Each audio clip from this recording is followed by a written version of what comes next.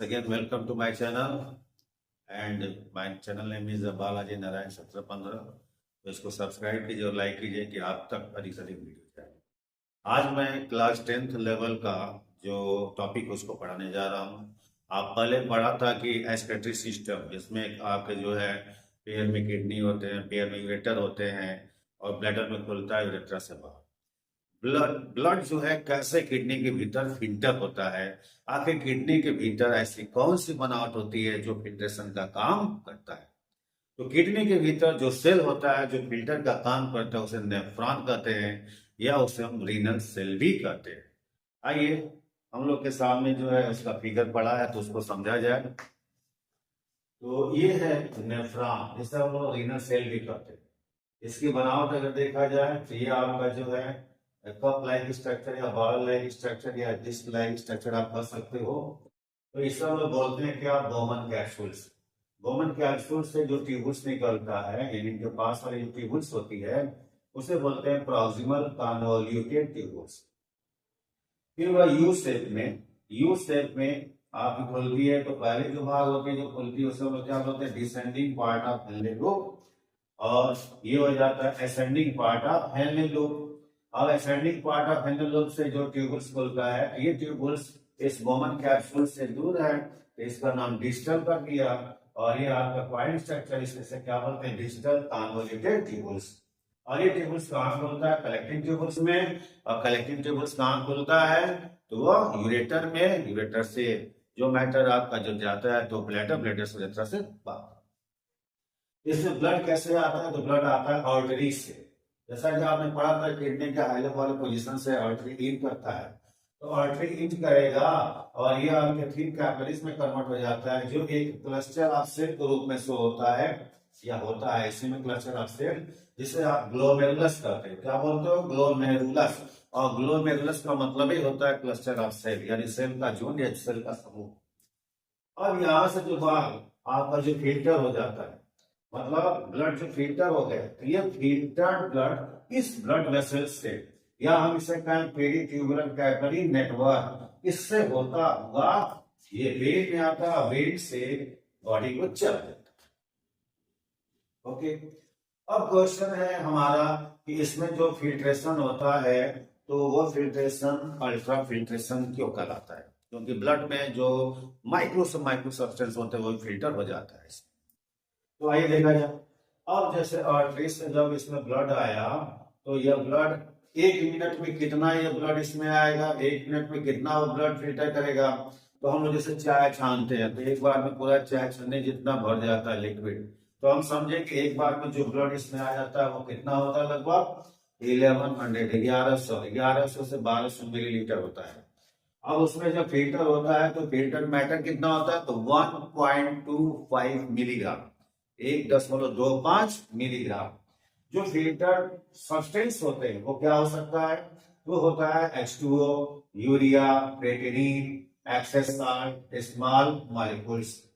और protein filter नहीं होती है, प्रोटीन यहाँ से वापस ले ली जाती है और ये ट्यूबल्स के माध्यम से फिर बॉडी को भेज दी जाती है।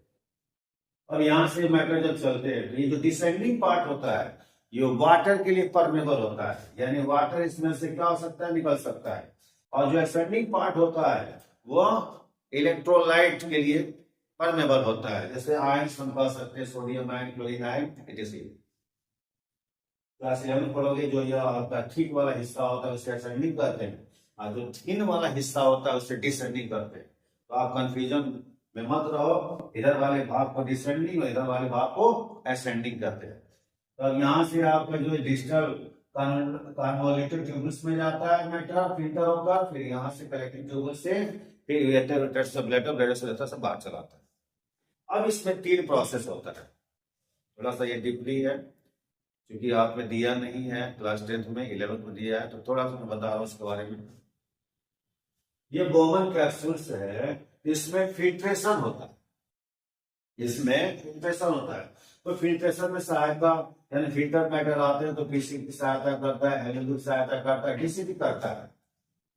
तो कह रहा है कि अगर 1100 मिलीलीटर 1 मिनट में फिल्टर होते हैं तो अगर हम 24 आवर्स में कुल मिनटों में इसकी गुणा कर दे, मल्टीपल कर दे, तो लगभग 180 मिलीलीटर हो जाए।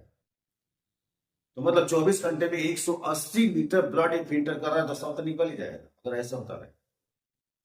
तो आप मैं ये जो पार्ट्स है मिड ट्यूब्यूल्स वाले, ये आपके जो फिल्टर सब्सटेंस को लेकर जा रहे हैं, तो ये क्या करता है, ये जो आपका नेटवर्क है ब्लड वेसल्स का, उसमें से 99% भाग को रीअब्जॉर्ब कर लेता है।